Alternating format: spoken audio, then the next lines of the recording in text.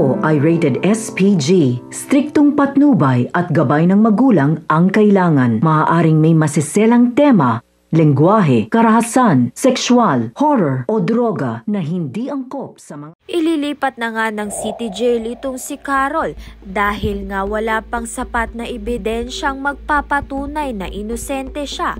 Subalit, andyan naman nga itong si Dolfo upang tumestigo nga laban sa kaso nito ni Lorena dahil alam nga niya ang tunay na nangyari sa gabi nga na namatay itong si Joy at hindi nga raw si Carol ang pumaslang kay Joy na na-set up nga lang siya.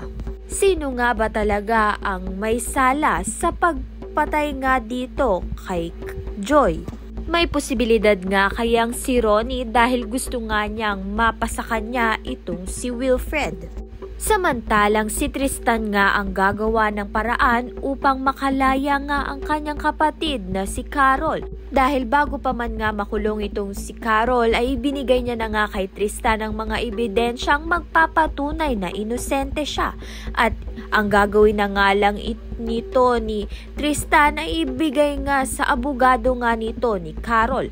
Kaya naman nga tiyan at iba pa ang dapat nating pakaabangan. Maraming salamat sa iyong panonood.